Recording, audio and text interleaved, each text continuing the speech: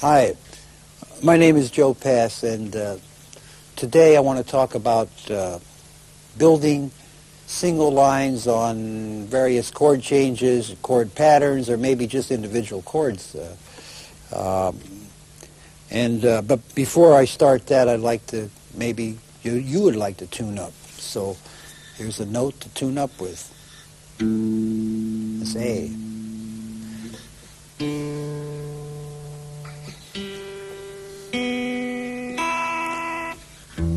You can tune to any note. Usually I use a tuner to tune up with. I find that's the best way for me, or else I give my guitar to a friend and have them tune it. But and then there are other ways of tuning, that is with harmonics. And then this way I really learned when I started.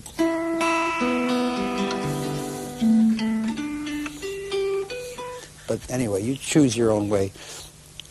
Before we go into building these single lines, I'd like to give you a little idea of how I look at chord changes.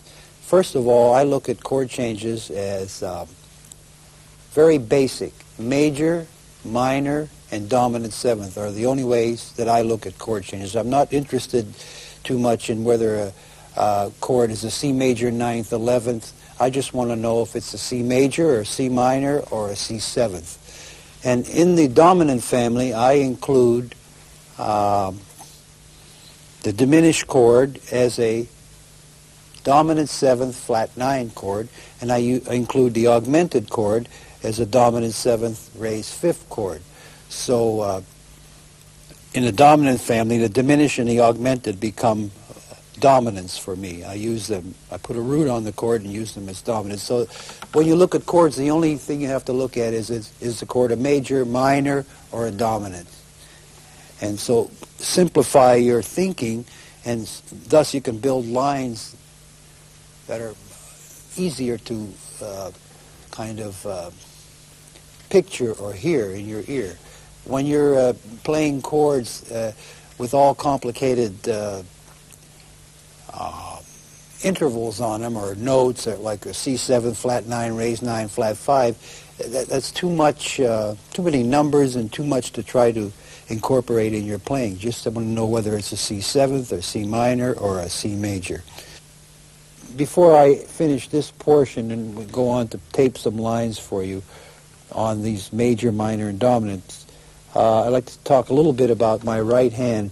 I'm in this case using my fingers, and I play mostly with my fingers, and it's a good idea, as I have said before, to learn to play with your fingers, finger style. It's not hard to do. You just put your hand on the guitar and sit there and watch the television set for a while, and your fingers will fall the way they are most comfortable, which is not the classical way.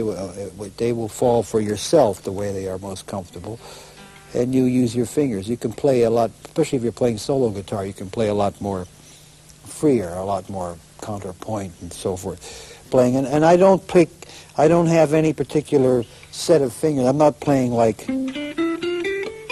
I sometimes play one finger, twice, two fingers, whatever is most comfortable. I don't have any system, and you don't need a system. Only what works good for you.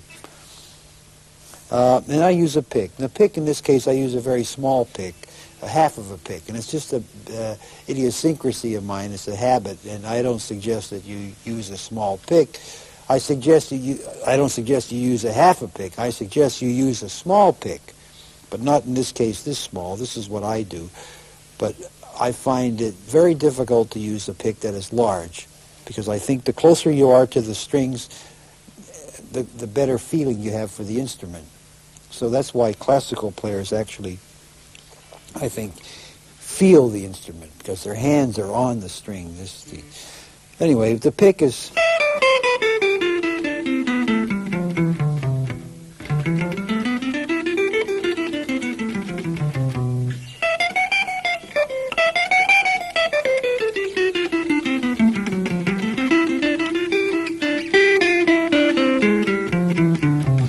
When I'm on a string, it's alternate. Down, up, down, up, down, up. When I change strings, it's down.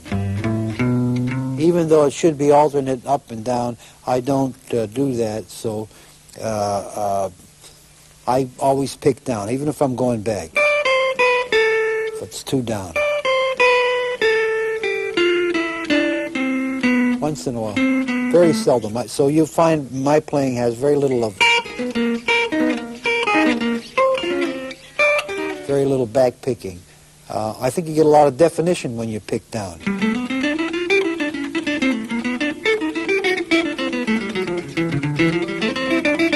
This is all, by the way, G7.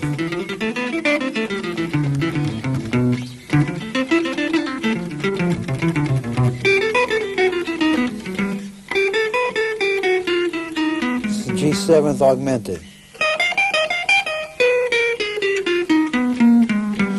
A lot of playing in this case, for me, I do a lot of pull-off, hammer, and slurs.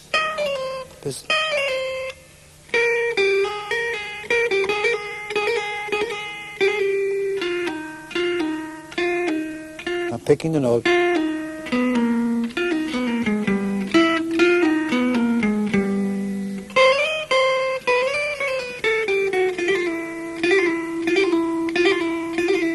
If you want to practice it, you should practice like this. You have to strengthen this finger. I think the weakest finger for most players is this finger here. This. So.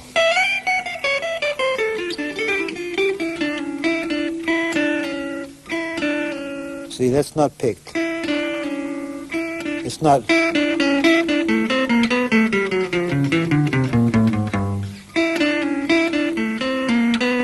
That's hammered.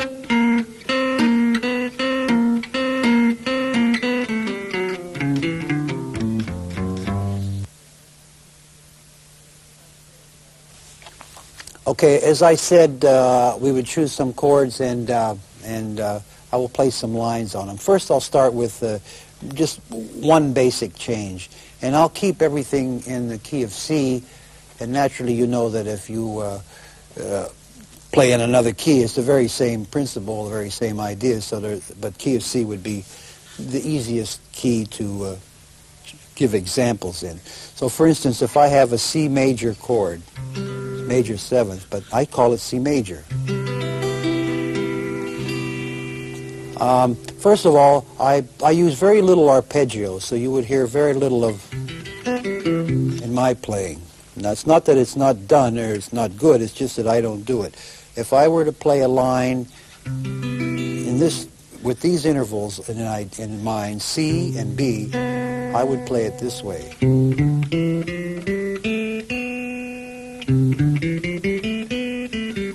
Starting on the root and ending on the major seventh. Very seldom do I play or. So, this is a line on C major seventh that just comes to my mind.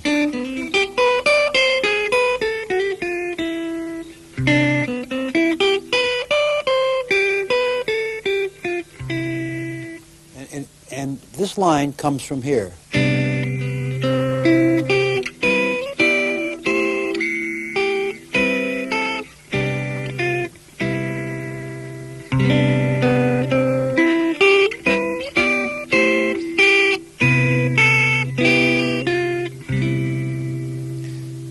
Now, if you're going to play, you should also be able to play these lines in other places.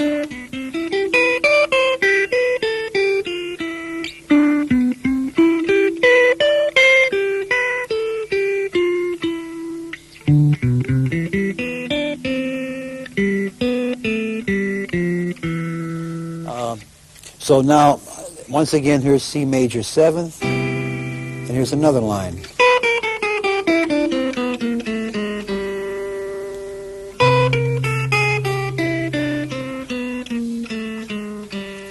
In many instances, repeating a phrase an octave lower is done a lot, and it makes it for a longer line.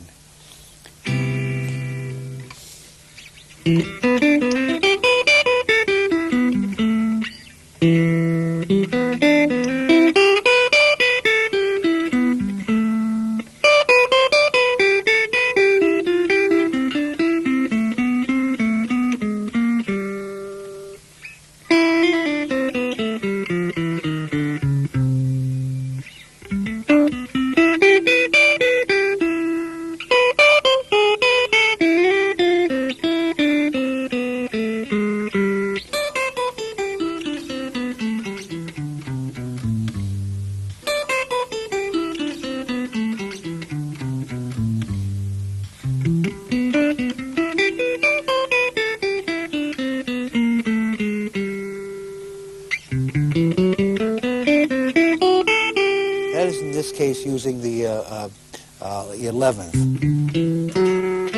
but it has to be pure.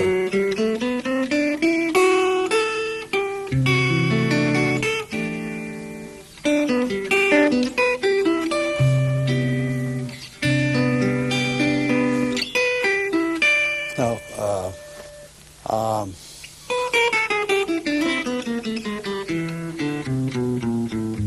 once again.